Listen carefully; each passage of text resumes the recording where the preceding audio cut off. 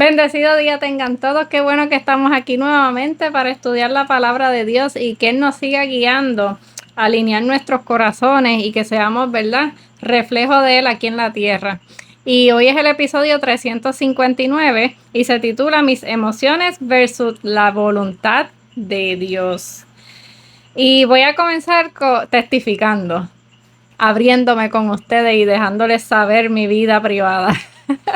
Miren, hubo una vez, ya van un par de años, no sé cuánto, pero cuando comencé a caminar con Dios, a conocer la Biblia y empecé a modificar, ¿verdad?, cosas que el mismo Espíritu Santo te va llevando a cambiar. Hubo un día que yo estaba bien molesta con mi esposo. No me preguntes por qué, porque sucedió lo que sucedió fue que perdoné y no recuerdo. Pero ese día, lo que yo recuerdo, yo estaba bien molesta, pero una cosa que yo me acosté porque yo no le quería hablar, pero el mismo Espíritu Santo me seguía trayendo Efesios 4:26 que dice: airaos, pero no pequéis, no se ponga el sol sobre vuestro enojo. Y eso te sigue retumbando ahí porque el Espíritu Santo quiere que tú no peques. Y yo no quería hacerle caso. Yo estaba con mucho coraje. Yo sé y sabía que si yo abría mi boca, yo lo que iba a hacer era lastimarlo, iba a decirle, como decimos en Puerto Rico, hasta del mal que va a morir, tú sabes, como que sapos y culebras iban a salir. Pues como no podía dormir, porque el Espíritu Santo me seguía ahí redarguyendo, tengo que arreglar las cosas, tengo que arreglar las cosas, tengo que arreglar las cosas. Yo me fui a mi cuarto de guerra, me tiré de rodillas y yo no me levanté de esas dos rodillas hasta que yo sentí la paz sobrenatural de Papá Dios. Yo estuve más de una hora, pero yo me acuerdo que yo le decía a Dios: Señor, si tú me has traído tan lejos, yo no voy a caer en esta prueba, tú sabes, ayúdame, porque yo sabía que yo tenía que manejar mis emociones, morir a ellas para hacer la voluntad de lo que me estaba pidiendo. Pero fue un choque bien, bien fuerte.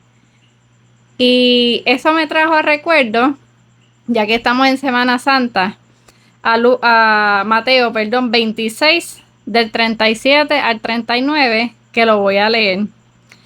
Jesús llevó consigo a Pedro y a los dos hijos de Zebedeo y comenzó a ponerse triste y muy angustiado. Entonces les dijo: quédense aquí y velen conmigo, porque siento en el alma una tristeza de muerte. Unos pasos más adelante se inclinó sobre su rostro y comenzó a orar y decía: Padre mío, si es posible, haz que pase de mí esta copa, pero que no sea como yo lo quiero, sino como tú lo quieres. Y estuvo una hora orando y cuando se acercó a sus discípulos, ellos estaban durmiendo y por ahí sigue la historia. Pero lo más que me cautivaba y lo más que el Espíritu me estaba hablando, inquietando, era con la parte que dice que pasa de mí esta copa. Pero después Él dice que no se haga lo que yo quiera, sino lo que tú digas, Padre. ¿Y cuántas veces nosotros, es más, yo me atrevo a decir que diariamente, nosotros tenemos que elegir morir a mis deseos, morir a mis emociones para hacer la voluntad del Padre? Pero también tenemos que entender que hay muchas personas que a lo mejor todavía como que no sienten o no entienden cuál es la voluntad de Dios en mi vida. Pues Juan 14:23 dice: respondió Jesús y les dijo: el que me ama, mi palabra guardará, y mi Padre le amará, y vendremos a él, y haremos morada con él. Y Sasha, ¿qué tiene que ver eso con la voluntad del Padre? Pues mira, aquí está todo explicado. La voluntad del Padre es que yo guarde su palabra. Para yo guardar su palabra, para yo estar sellada, para yo tener ese corazón lleno de la palabra del Señor, ¿qué yo tengo que hacer? Leerla, tengo que estudiarla, tengo que buscarlo. Y Josué 1:8 lo dice, que yo necesito buscarlo de día y de noche en su palabra. Y no solamente leerla, sino eso mismo, guardarlo y ejecutarlo y accionarlo. Y esa es la voluntad del Padre. Mientras tú sigas esa voluntad de obedecerlo, de honrarlo, Él te va a ir llevando. Porque aquí lo dice, ¿quién viene a ser morada? Jesús y Dios con nosotros, aquí lo dice, y haremos morada con Él. O sea, que si nosotros queremos la guianza de Dios, necesitamos guardar su palabra, necesitamos estudiarla, necesitamos escudriñarla.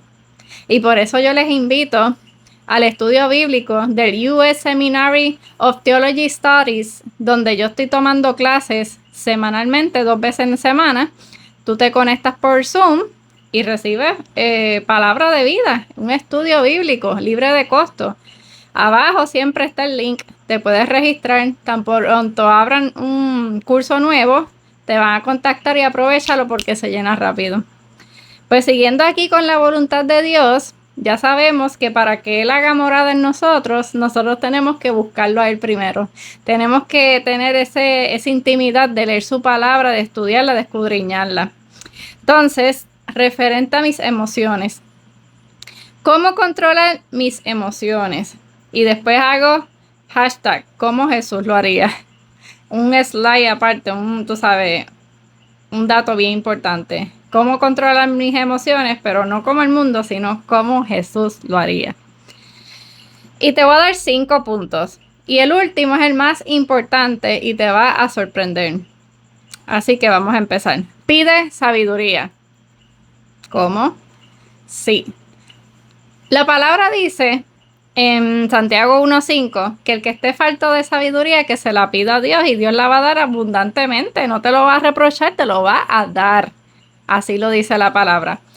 Y lo primero que yo pensé cuando estoy estudiando la palabra, que algo que a mí me ayuda en mi día a día, si yo quiero morir a mi carne, morir a mis emociones y hacer la voluntad del Padre, es tener sabiduría. Y la sabiduría viene por leer la palabra de Dios. Cuando yo era pequeña, papi me decía eso. Si lees la Biblia, vas a ser sabia, vas a tener sabiduría, y yo no lo entendía. Y a la larga, ahora mientras sigo estudiando y sigo conociendo al Padre, la verdad de Él, tú te das cuenta que tienes razón. Porque el Señor, el Espíritu Santo está en la Biblia. Y esa palabra es viva. Y esa palabra te va a ayudar a donde Dios quiere que tú y yo estemos, que tú y yo logremos, que tú y yo alcancemos, que hagamos esa voluntad por la cual Él nos trajo. Segundo, orar. Pero no orar, tú sabes que a veces oramos como que rápido, por cumplir o sin propósito, sino como dice Mateo 6:6. Mas tú cuando ores, entra en tu aposento y cierra la puerta. Ora a tu Padre que está en secreto, y tu Padre que ve en lo secreto te recompensará en público. Lo más importante aquí es tener ese momento de desconexión, de encerrarte, de separar un tiempo para estar con tu Padre. Porque mientras vamos guiando, yo oro, sí, y cuando me baño, pero hablo con Él. Pero ese momento de intimidad es único. Es que de verdad es como les dije al principio, que les testifiqué. Cuando yo me tiré en mi cuarto de oración, de rodillas, y yo estuve ahí, hablando con Él y diciéndole, ayúdame, ayúdame, ayúdame, porque no puedo. Ahí es que Él se manifestó. Y así mismo lo va a hacer en tu vida. Y cuando sientas esa necesidad o esa inquietud de que no puedes controlar tus emociones y sabes que debes hacerlo, esa es una de las opciones que puedes implementar y puedes probar para que tú veas cómo funciona. La palabra de Dios no falla, lo que Él promete, Él lo cumple. Tercer punto, mantenerte firme. Una de las cosas que Dios promete una vez llega el Espíritu Santo es dominio propio. Y yo me quedo boba como a veces nosotros los cristianos tenemos que luchar tanto o hablamos como si no tuviéramos dominio propio. pero sí lo tenemos, porque según de Timoteo 1:7 dice que Dios no nos ha dado un espíritu de cobardía, sino de amor, de poder y de dominio propio. Entonces las cosas que Dios nos dice, a veces la leemos y no la tomamos en consideración, como que no le damos la importancia que nos está diciendo. Si el Señor dice que yo recibo dominio propio a través del Espíritu Santo, yo le tengo que creer. Y tengo que luchar y morir a mi carne para que el Espíritu Santo se manifieste en mí. Porque no va a ser por tus fuerzas, sino por las fuerzas del Señor. 4. No mirar atrás. Filipenses 3:14 dice: prosigo a la meta, al premio del supremo llamamiento de Dios en Cristo Jesús.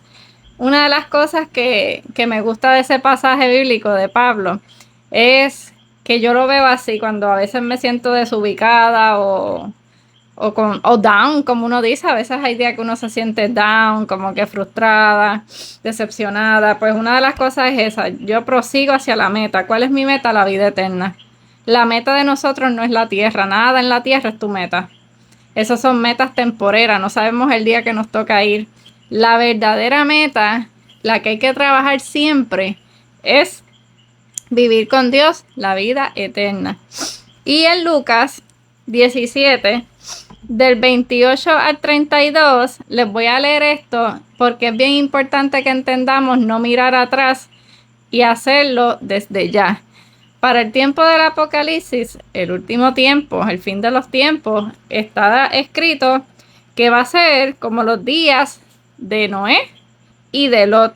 Y lo que te voy a leer específicamente, el 28, dice: si eres nuevo por aquí, suscríbete al canal para que no te pierdas ningún contenido que pueda fortalecer tu fe y tu relación con Dios. Si este video te aporta valor, no olvides darle like y estarás ayudando a compartir la palabra de Dios. Y si sientes el deseo de que oremos por ti, escríbanos en los comentarios tu nombre y tu petición de oración. Asimismo, como sucedió en los días de Lot, comían, bebían, compraban, vendían, plantaban, edificaban. Mas el día en que Lot salió de Sodoma, llovió del cielo fuego y azufre y los destruyó a todos. Así será el día en el que el Hijo del Hombre se manifieste. En aquel día, el que esté en la azotea y sus bienes en su casa, no descienda a bajar a tomarlos. Y en el que está en el campo, asimismo, no vuelva atrás. Acordaos de la mujer de Lot. Ese punto ahí siempre me llama mucho la atención. Porque si en algún momento la mujer de Lot físicamente se convirtió en sal, Dios nos los está mostrando físicamente, porque espiritualmente va a ocurrir en Apocalipsis. Entonces ya lo vimos físicamente, pues espiritualmente yo lo tengo que trabajar en mí. Porque también lo vimos con Israel. Cuando lo saca de Egipto a una tierra prometida, ¿cuántas veces ellos miraron para atrás? ¿Cuántas veces ellos se quejaron? Pues así mismo nosotros tenemos que ser con nuestras emociones. Cuando vengan esos pensamientos de volver hacia atrás, de mirar hacia atrás, de quejarme, pensar que el tiempo del fin va a ser igual y yo me tengo que preparar desde ahora. Esto es como un examen. Yo me tengo que preparar porque cuando llegue en la segunda venida de Jesús, yo voy a estar lista. Mi corazón va a estar preparado porque yo lo estoy entrenando desde hoy. Y el quinto y el último paso que nos ayuda, ¿verdad?, a hacer la voluntad del Padre, es someter mis pensamientos a Cristo. Segunda de Corintios 10, del 4 al 5, dice: porque las armas de nuestra milicia no son carnales, sino poderosas en Dios para la destrucción de fortalezas, derribando argumentos y toda altivez que se levanta contra el conocimiento de Dios, y llevando cautivo todo pensamiento a la obediencia de Cristo. Ya yo se los he dicho anteriormente. Esa última frase de ese versículo 5, llevando cautivo todo pensamiento a la obediencia de Cristo, pues yo lo digo mucho en mi mente. Cuando llega un pensamiento, porque me llegan los pensamientos negativos, de derrotistas, defraudadas, tú sabes que la primera guerra que nosotros tenemos aquí, en nuestra mente. Cuando llega ese pensamiento, Así yo digo. Derribando todo pensamiento, someto todo pensamiento a la obediencia de Cristo, someto todos mis pensamientos a la obediencia de Cristo. Tú sabes, tú te tienes que hablar. La fe es por el oír la palabra de Dios. Usa la palabra de Dios como escudo, porque así mismo nos lo dice Dios. Tú sabes, nuestra espada de guerra.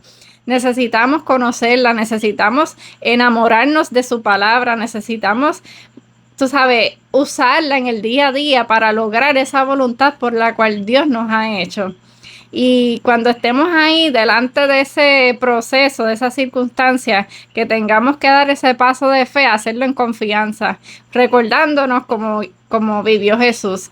Él sintió angustia, él sintió ese momento de quebrantamiento antes del punto final, porque sabía que lo que venía era fuerte y fue fuerte el dolor que humanamente él vivió, pero aún así él murió a su carne y él decidió obedecer al Padre, y tanto fue el premio que en Apocalipsis 5 el único que se halló digno de abrir los 7 sellos fue Jesús, por su obediencia tan perfecta y tan transparente y tan única, de verdad.